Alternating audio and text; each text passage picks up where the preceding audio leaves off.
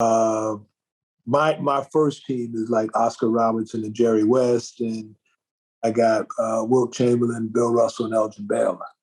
You know, that second team, the Magic, Michael, Larry, Karl Malone, Kareem Abdul-Jabbar, you know, those guys, they would be my second team, and a lot of people would argue that. And LeBron, nobody, I mean, you know, it's crazy to kind of pick him on the third team.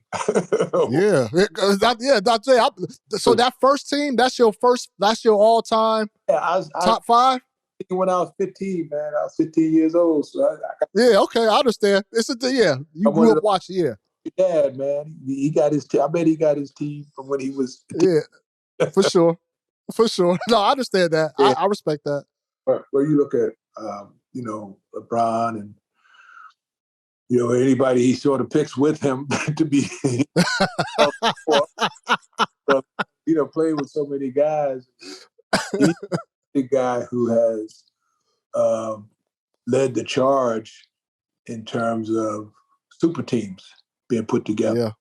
You know, when he put together a team in Miami, he basically put a team together in Cleveland as well, and put together a team in Los Angeles or whatever. Mm-hmm.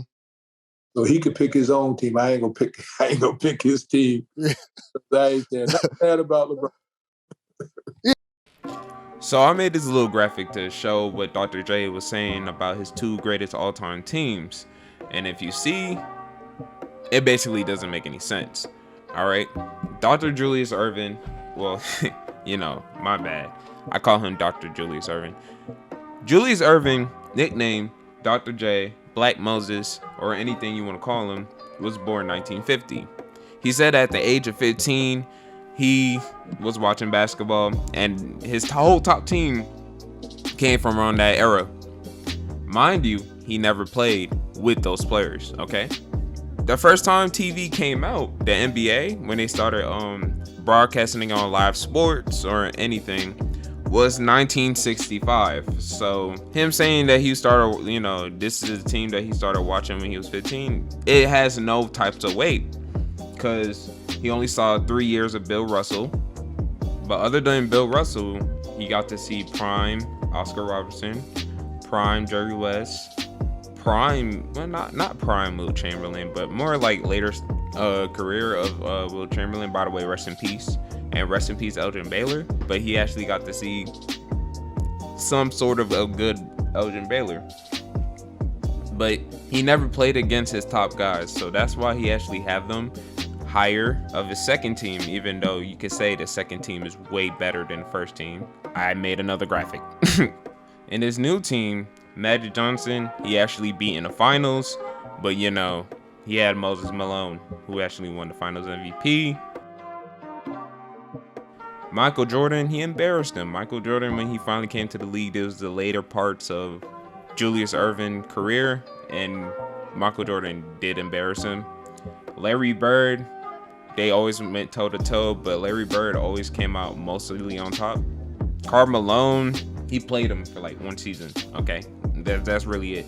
And Kareem, he was there from like majority of his career when he came to the NBA. So yeah. But the only thing I really wanted to talk about when it came to this, he said that LeBron really made it, you know, a priority for super teams. It's kind of a hypocritical statement to say that LeBron brought super teams and he led force for it. This is the only thing I gotta say about that. See, in his top one team, you know, with all those good players, Jerry West, Wilt Chamberlain, and Elgin Baylor actually teamed up for a super team. Okay, nobody's going to argue about that. That was a super team. Also, Bill Russell, his 10 rings. Not 10 rings, 8 rings, where he was playing with the Celtics. That was a super team, you know, if he was watching the games back then. Yeah, that's really it. Even when Oscar Robertson teamed up with Kareem Abdul-Jabbar, that was a super team. Magic Johnson was a super team. Actually, Larry Bird was a super team. Michael Jordan was a super team. You know, he's being hypocritical of these super teams. And if you seen the video, which I posted right there, by the way, you could click the card. I'm about to post multiple cards that you can actually click the video where I got it from. He said that the Lakers and the Cavs were super teams. Okay, I'm not gonna argue about if LeBron Cavs was a super team, because people generally believe that was a super team. I don't think so. But the Lakers, that was not a super team. Okay, if they was such a super team, they would have beat the Heat. It wouldn't have took the Heat 6 games, so the Lakers can win. Because when you think about super team, you're talking about bench depth and superstar power. And yeah, that Lakers team didn't really have it. If it wasn't LeBron and AD, they wouldn't have been in the finals. Actually, if it wasn't even LeBron, AD wouldn't have made the past the first round. Okay, this is just all opinionated, but yeah, I kind of find it kind of hypocritical when everybody keeps saying LeBron started this super team stuff. Nah, super teams been around in the NBA for a pretty long time.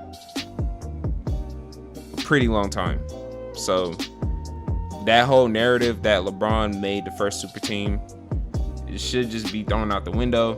And this is probably the most old head list I ever seen. But I understand that he was 15 and he started watching the NBA back then. But yeah, the game evolved. That's all I gotta say. But yeah, if you like this video, just subscribe. I don't care about any of that. My new video is probably gonna drop in 2 days, so look out for that. All right, thank you. Hey, if you are seeing this, thank you. I recommend you to go watch my other videos, and thank you and have a nice day.